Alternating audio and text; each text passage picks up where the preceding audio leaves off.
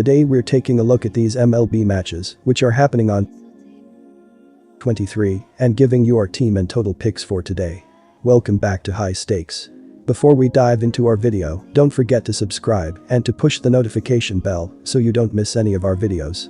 Also check out our Patreon if you want access to our premium picks. Our Patreon is a way for us to help you improve your chances of making more money. You will find the link to our Patreon in the description and comments section below. Last week, he allowed a run on 6 hits and a walk while striking out 6 over 6 innings to earn the win Thursday over the Cubs. He has been on fire and had an excellent June, allowing 6 runs over 36 innings across 6 starts. He also posted a 34-10 KBB for the month, and he's now won 5 straight outings. After some mediocre performances early on, he has settled down with a 3.93 ERA, 1.23 WHIP, and 77.33 KBB over 89.1 innings through 17 starts on the year. This is arguably his most difficult game of the year up to date, and he will be put to the test against one of the best lineups in the American League. Philadelphia has been playing their best baseball of the season. After a miserable start that left them 7 games under .500 on June 2nd, the Phillies have been racing toward wild card contention in the National League and went 18-8 in the month of June. Entering Game 1 of this series, they are 44-39, right behind the Marlins in the competitive NL East. Yonny Chirinos will get the starting nod in the second game of this series. He got the win in last Thursday's 6-1 victory over the Diamondbacks. He allowed a run on 7 hits and 3 walks while striking out 4 over 6 innings.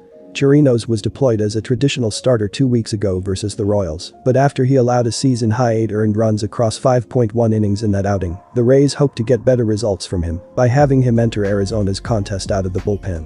The Phillies and Rays are both teams that had high hopes for this season after making deep playoff runs last year. Tampa Bay went 3-3 on their recent road trip, while Philadelphia went 18-8 in June to turn their season around. The Phillies will start Taijuan Walker, who has been on fire in June, allowing just 6 runs over 36 innings in 6 starts. I expect him to continue that dominance against the Rays, who have not been sharp in opening games. I'm taking the Phillies with the money line. The Rays have dominated National League East opponents over the last year and a half, winning 14 of 16. I expect the Phillies to steal Game 2 with Chirinos on the mound, but both of these clubs are capable of scoring runs in bunches. Tampa is averaging the 3rd most runs at home this year, while the Phillies are top 5 in hits on the road. Both clubs have averaged close to 4 runs per game over their last 10 against one another, and although Walker has been lights out lately, I anticipate the Rays generating at least 3 or 4 runs on the hot right-hander. The total number has gone over an 8 of 9 at home for Tampa Bay. Take the over in what should be an exciting game and series. Baltimore Orioles vs New York Yankees. The Orioles have lost 5 of their last 6 games, including a 6-3 defeat at the hands of the Yankees on Tuesday evening. The Orioles scored early and took a 3-run lead on a Ryan O'Hearn RBI single in the 3rd inning. Reliever Danny Cowlam came into the 8th with the game tied at 3 and promptly let up a 3-run bomb to complete Baltimore's collapse. Catcher Adley Rutschman had 3 hits, knocked in a run on a double in the 3rd, and crossed the plate for the Orioles in the loss. Baltimore starter Tyler Wells pitched effectively, going 6 innings and giving up 2 earned runs on 5 hits and striking out 4 batters. New York has won 3 straight games at home, including a 6-3 victory over the Orioles on Tuesday.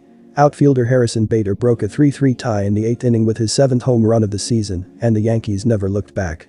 Starter Domingo German followed up his perfect game by lasting only 4.1 innings and giving up 3 runs, 2 earned, on 9 hits. He did not factor into the decision. Shortstop Anthony Volpe and catcher Kyle Higashioka both hit solo shots in the 5th inning for the Yankees in the win. Reliever Clay Holmes picked up his 10th save of the season by pitching a perfect 9th inning. Creamer has a poor history against the Yankees, with a 1-3 record and an ERA over 5 in 7 starts. The Orioles also struggled against the Yankees last season, hitting just .206 with a .327 slugging percentage in 9 games at Yankee Stadium. New York has a strong pitching staff in 2023, ranking 4th in the league in ERA with 3.67 and 2nd in home ERA with 3.37. The Yankees have also won 2 of their last 3 home series, while the Orioles have lost 2 of their last 3 full series on the road. In the last matchup between these 2 teams, the Yankees won 6 of 9 games played at home versus Baltimore. The Yankees have also won 4 of their last 6 games against the spread, while the Orioles have lost 5 of their last 6 games against the spread. Based on these trends, I am confident in taking the Yankees on Wednesday. Creamer has produced a 5.51 ERA in 9 starts on the road this season. He has a 5.61 ERA and a 1.46 WHIP versus the Yankees over 7 career starts. The Orioles have gone over the run total in each of Creamer's last 5 starts. Baltimore is in the top 10 in the league in average runs scored overall and on the road this season. They also are in the top 10 in slugging percentage, so they are capable of scoring in bunches quickly. The Yankees' offense has been improving as of late, batting a healthy .274 in their last 7 games and moving up to 18th place in the league in average runs scored per game with 4.45. 2 of the 3 games played between these two teams earlier this season went over the run total, and the first game of the series went over as well. Most signs point to a higher scoring affair when Baltimore meets New York in Yankee Stadium on Wednesday. Take the over. Cincinnati Reds vs Washington Nationals. Cincinnati enters this game having won their previous series at home against the Padres and having won the first 2 games of their current 4-game series against the Nationals. In their most recent 8-4 win, Brett Kennedy got the start and the win for the Reds, throwing 5 innings and allowing 5 hits that resulted in 4 runs. From then on it was a bullpen game with Alex Young getting a hold in the 7th and Lucas Sims getting the save in the 9th. On the offensive end, the Reds totaled 16 hits and 8 runs in the game. Ellie De La Cruz and Spencer Steer both went 4-4 with an RBI and a run scored, while Jonathan India went 3-6 with 3 runs scored, 3 RBIs, and 2 home runs. Overall it was a good win for the Reds as both the offense and the pitching performed well in the game. Washington enters this game having won their previous series against the Phillies and having lost the first 2 games of their current 4-game series against the Reds. In their most recent 8-4 loss, Patrick Corbin got the start and the loss for the Nationals, throwing 5 innings and allowing 10 hits that resulted in earned runs.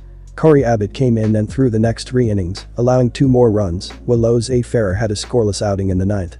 On the offensive end, the Nationals totaled 7 hits and 4 runs in the game. C.J. Abrams had the only multi-hit game going 2-3 with 2 runs scored, while Lane Thomas had the only other extra base hit of the game.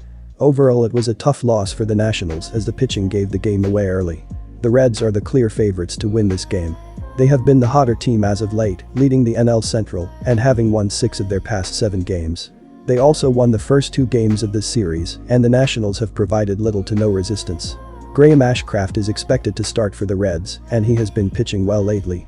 He has a 2.25 ERA in his past 5 starts, and he has struck out 30 batters in 28 innings. The Nationals starter, Josiah Gray, has been struggling, and he has a 5.79 ERA in his past 5 starts. The Reds also have the advantage in terms of recent matchups. They are 4-1 in their past 5 meetings with the Nationals, and they are 5-1 in their past 6 meetings in Washington. For these reasons, I am confident in taking the Reds to win the game. Taking the over in this game for a couple of reasons. We see a pretty subpar pitching matchup with Graham Ashcraft facing off against Josiah Gray. Ashcraft has posted a 6.66 ERA and a 1.59 whip on the season, while Gray has posted a 3.30 ERA and a 1.38 whip thus far. Both offenses have been performing relatively well as of late, and these teams covered this total easily in their game last night. In terms of trends, the Reds have gone over in 6 of their past 7 games following a win, while the Nationals have gone over in 7 of their past 8 games, with a total set at 9.5. Expect a similar game to last night with these teams going over easily. Our total pick is over 9.5.